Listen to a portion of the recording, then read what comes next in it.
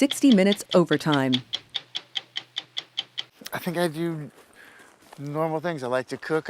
I really don't want to talk about what I do. Fine. I mean, it's just, you know what I mean? Because I just feel like, Yes, I go okay. like, I like to cook, and I like to go see movies and linger over it, and I just go. This week we did a story on Joaquin Phoenix, the actor. We weren't really sure if he would even agree to this interview. He's turned down 60 Minutes interviews in the past. We just weren't sure what to expect. I'd read a lot of interviews he's given. There was one interview he'd walked out of because of the question, and as we say in the story, he's very sort of wry and shy, could not be any friendlier. He just doesn't really like talking about himself, which is sort of what an interview is. My job is to provide a service in a way. And yeah, whatever the who cares, man? Back when I was growing up, back in the 1980s, 1990s, River Phoenix was the person who was a household name. And River Phoenix was really the first member of the family to jump into show business successfully. He got cast in a movie called Stand By Me. You know, he jumped out of the screen, I think, for a lot of people. One of the things I learned in doing this is just how big an influence River Phoenix was on Joaquin. River Phoenix comes back after shooting some film and sits him down and is like, you're going to be a more successful actor than I am. You're going to be better known than I am. And River Phoenix started showing Joaquin movies. He showed him Raging Bull. He came home and very excitedly was like, you've got to see this movie. And through my brother and his understanding and appreciation of that kind of acting, I think it just awakened something in me, and I suddenly could see it through his eyes, and I was just deeply affected by De Niro in particular. And there's a part in Raging Bull where De Niro meets a girl in between the chain link fence, and he shakes her pinky. Nice to meet you. And it's like this just beautiful little detail. It's this wonderful moment, and I think that in some ways is what I'm always looking for. What are the possibilities? What more can we say about our experience, a human experience, in this moment?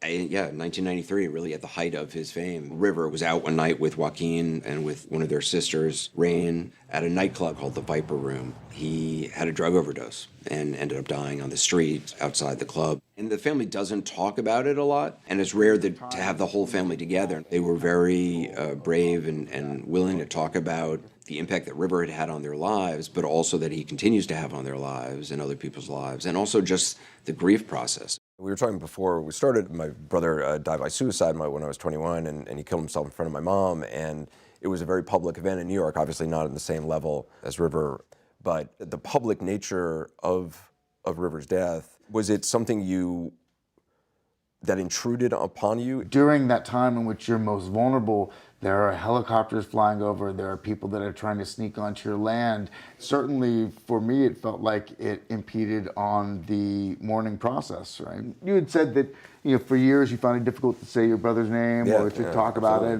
and I really identify. My mom and my sisters were the ones that really kept his memory alive, and kind of the willingness to talk about it. Rain has this beautiful lyric in her song. In my mind, I still see your light. I keep it alive. Yes. Exactly. Thank you.